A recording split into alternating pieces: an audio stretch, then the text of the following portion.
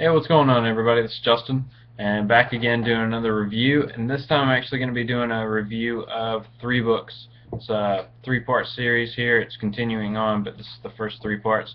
And this is for Batman Detective Comics issues 31, or I'm sorry, 30, 31, and 32. This is Icarus Part 1. And this was when Francis Manpul and Brian Buccellato jumped on this series. Previously they were on Flash, did a great job. So they jumped over to this book. I started picking it up, just hadn't done any reviews on it, figured I'd go ahead and do like all 3 of them in one. Just kind of give you a synopsis of the story and see where it's going. This story kind of picks up and begins in issue 30 here. Really cool cover. With we got like some motorcycle gang going on here. Dead woman, another person on a bike, Batman. So really enjoyed the art here. Story kind of picks up with Batman going through the city, finding some thugs. Turns out they've got some drugs they've been selling, and it's all part of a motorcycle gang. And actually they're smuggling kids. They've got a ton of kids. That's what it was. It was not drugs, it was kids. And then we go over to them Batman chasing this motorcycle gang, beating up a few of these guys, and later on we jump over to Gotham Presents Extreme Motorsports, and Batman actually is Bruce Wayne here. Bruce Wayne, he is talking to Elena, who is seems like a business partner of his, and her daughter is actually competing in this in like the Moto X type of X Games things here. So you see that. So her daughter's doing some things. But what's going on here is this woman and Bruce are going into business together to purchase some land on the waterfront and turn it into, I believe, residential development area instead of commercial. So no, a non-profit type of investment really, other than it just being real estate. So that's always valuable too, but not as quick a turnaround. So that's what they're kind of talking about. She talks Bruce into it. Really he was going to agree to it anyway. This upsets a number of the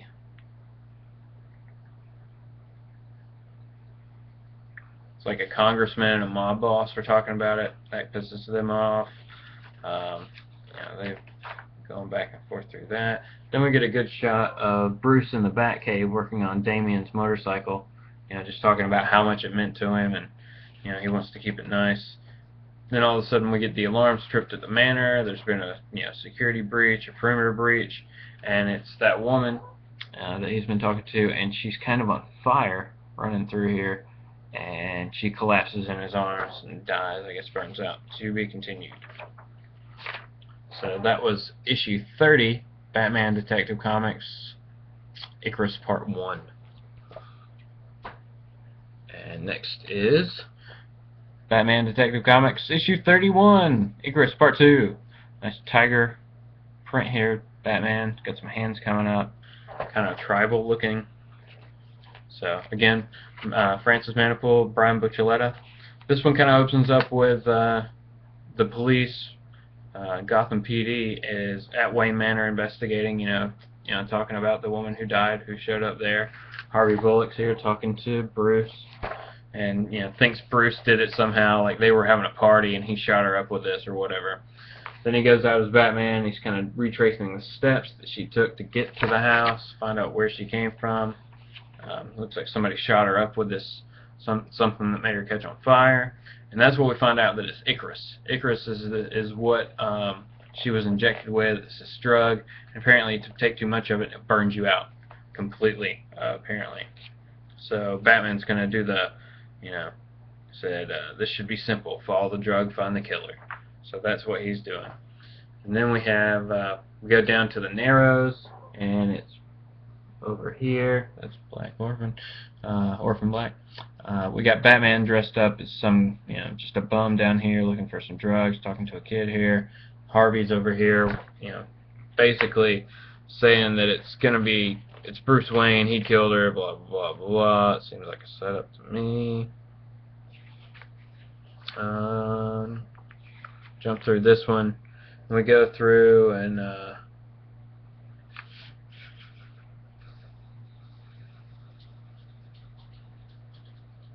Ash. His name's Ash, is what Bruce is dressed up as. He's actually trying to buy some Icarus, or Ick, and the guy shoots him, but of course he's wearing a vest, so he's fine. Alfred picks him up, pulls him off. They go to, looks like the funeral for this woman. Harvey's there, of course. He's talking to Bruce, being a dick. And then we find Batman following Lena's daughter. Actually finds some more kids in some shipping containers. And then he runs into Sumo. This massive guy. Look at these panels. They're really, really awesome. How they flow and everything, showing this massive fight. This is an elongated fight between Sumo and Batman in this storage container that's been lifted up. So now they're fighting in the air and actually crash down. And Batman gets the information he needs out of Sumo. The last page here on this issue, we see a cargo truck with one of those shipping containers, but there's some type of glowing pod, some power, and it looks like there is a skull with some tubes. So we'll see what that is. So that was that for issue 31. Issue 32 had a bombshell variant that I picked up. This with Poison Ivy here. It's like a pin-up for February. So it'll be like your February calendar. It's very nice. And the way my comic book store did it was if you picked up the variant, then you got the regular issue also. So I got the regular cover here, Icarus Part 3, Francis Manpul, Brian Buccellato. And this one, we're still investigating her death. Batman's in the kind of like the harbor, the pier here, looking for her car that was dumped off, and the cops come and they pull it up. They find the Sumo guy that Batman had beaten pretty handily, and take him to the hospital.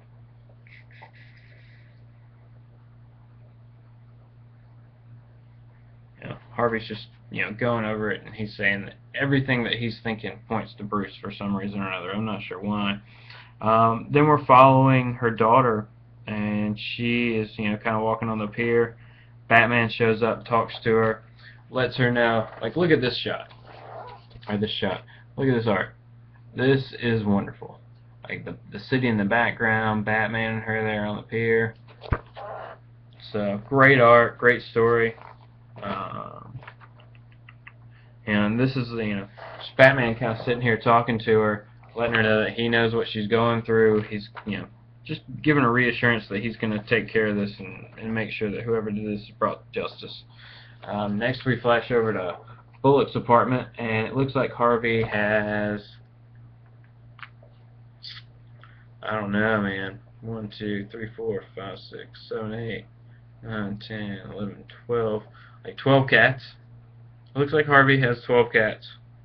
Maybe more. There's one I'm missing or something. So Harvey Bullock is old crazy cat lady. Who saw that one coming? I didn't. I didn't really figure he would have any pets. But then he goes over to Wayne Industries, and I guess they have a search warrant or something. I don't know. But then look over here at this panel of Batman. Just the way this is done. It's storytelling without the words. And the story is great by itself, but sometimes, you just get this and you understand exactly what's going on. So that's wonderfully done. And it even has, like, I don't know if he meant to do this, but down here it's kind of like the Frank Miller Batman, the way he's jumping off there. So maybe that was just like a wink to Frank Miller there. Who knows if he meant to or not. But then we got Batman following these guys over to this like abandoned, I don't know, sea place, maybe like a shut down SeaWorld, possibly. And of course it's a trap. He gets thrown into a what do you? Oh man, what are they called? Completely lost all thought here. Completely lost. Aquarium. He gets thrown into like an aquarium with a huge squid type creature, and he's Batman, so he's ready for everything. He shocks the thing, zaps it out, throws his utility belt down, blows it up. It breaks all the glass. So then Batman comes to, and it's these gangsters and the motorcycle guys, and everybody surrounded Batman with guns drawn at each other. So that's where we stand. But the main thing of here is, I really like this story because the centralized idea really is, well, I mean, there's a lot going on, but there's no other superheroes involved so far. It's like a classic Batman story of this is going on, a crime's been committed, somebody's trying to be framed, something like that, and Batman's on the trail to figure out who did it. It's a whodunit type of thing, and I really like that. I think they've done a great job with this. The art's great, the story's great. I highly recommend Batman Detective Comics. I'm definitely going to continue picking this up for a while. It's easily replaced Batman Eternal. Was done with that anyway, and Futures In. So done with those. I might still get Futures In. I'm kind of feeling guilty about not getting it this week, so I might get both this week's and next week's next week. But let me guys know, or let me know guys what you're thinking about Batman Detective Comics. If you've liked it since the creative team changed, if you don't like it, just let me know. Follow me on Twitter at ExhaustState, and I'll be back again with some more reviews. So, alright, thank you for watching this one, and I'll talk to you soon. Alright, bye.